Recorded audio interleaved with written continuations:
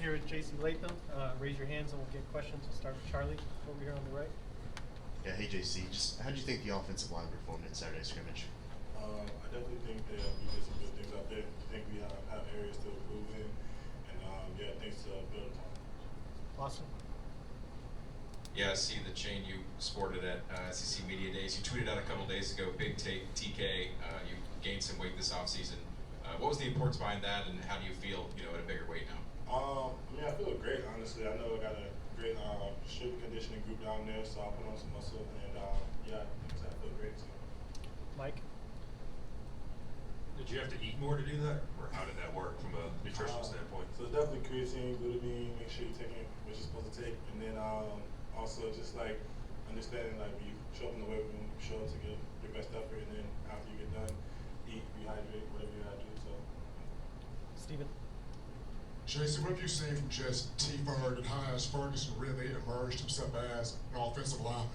Yeah, he's definitely grown over the years. I've known him since my senior year of high school, so just seeing him make the progression and the strides that he needs to do in the run game and the pass game as well, just on and off the field, him taking more time in the film room, understanding what he has to do with his body as far as what he has to eat, drinking all that stuff. So just seeing all that, he's definitely matured as a player. I know he's ready to go.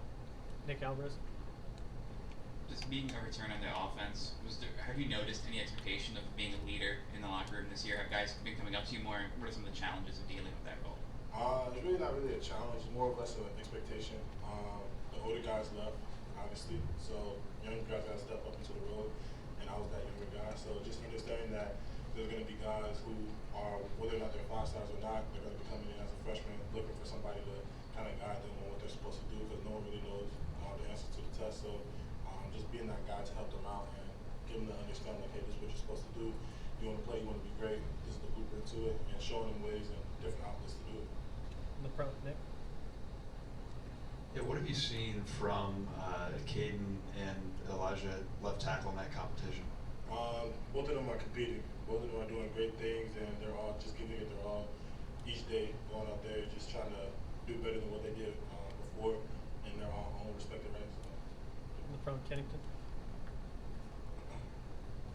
Coach Saban's talked a lot about the process of building team, like mental toughness through fall camp, pushing through adversity, like the weather in those conditions. As a leader on the team, how have you seen the team respond to those challenges and grow during fall camp?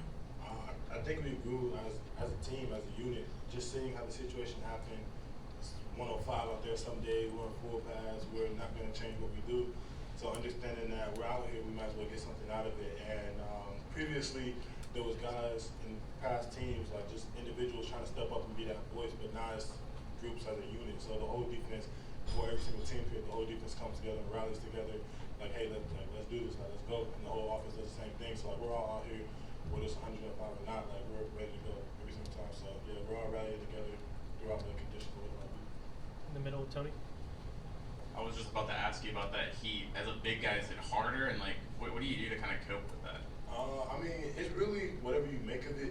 It's definitely something, but like I make sure I eat twice before I go out there, so breakfast and lunch.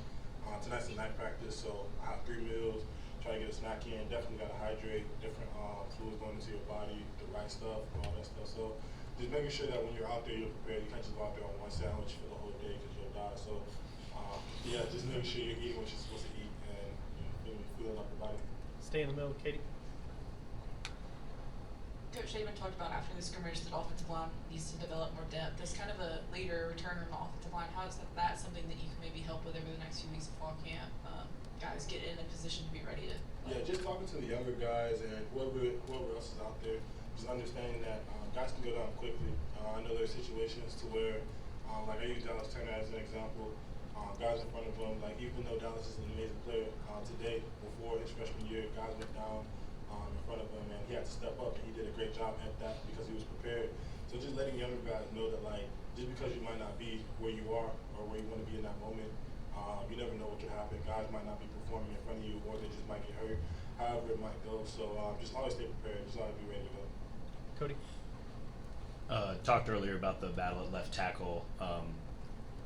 When a young guy steps in, especially at a place like Alabama, and they play tackle, against SEC football? What's the hardest part about that transition, or what's the steepest part of the learning curve? Just the maturity, just like statement to everybody out there. Like, if you want to step in and play at the University of Alabama, especially as a freshman, like, you got to be mature enough to handle it, because this isn't high school no more. So if you mess up on the plate, they're not going to be like, oh, you're a freshman, you're fresh out there, they don't care. So it's like they want you to understand that every play matters, and like we tell guys, like, hey, you mess up, like, you're potentially getting the quarterback lit up. So it's like, it's a big deal. Guys on the other team are not taking it easy on this is Alabama.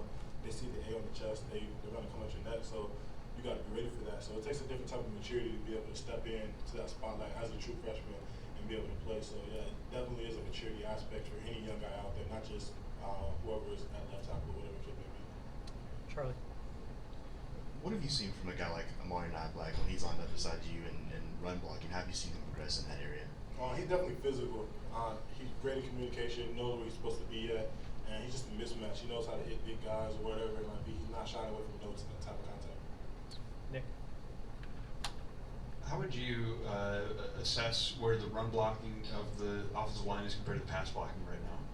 I think we're great in all areas. I don't think there's one area that we're better in than the other. I think once we understand where the mic point's going to or what we're supposed to do, at that point the success of the play greatly increases. Matt. I go back to the Heat. Coming from Wisconsin, where you're from, how hard was it when you first came down south, like transitioning to that? I mean, I was born in Meridian, Mississippi. I think it's like an hour and a half west. So I grew up there in the heat a lot, and then obviously being in Wisconsin for a little bit, that definitely changed because it was winter up there, and you didn't really get that snow in the south. But I went to IMG my sophomore year, so I was down there for 2.5 years. So just being in that heat kind of developed me a little bit to be ready for this, because Florida heat's obviously just as bad as Alabama heat. So Two more. Nick Alvarez. Circling back to kind of you adding some muscle, is that from the coaches? Is that kind of you personally? What led to that decision? definitely just me personally.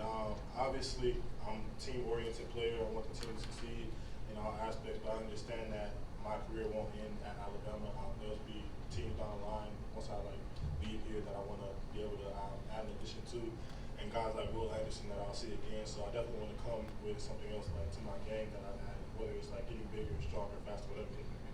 Last one, Tony. You have a kind of a bond with Tyler Booker. How does that help you guys, and how do you think that gives you guys an advantage on the right side? Yeah, definitely. It's just all about chemistry. I know he's going to be there. Sometimes we don't even have to say anything. We know where it's going to go. We don't even have to really necessarily communicate because we're already in sync, just like that. So when we're out there playing, it's all fluid and it's all in one motion. Thanks, JC. All right.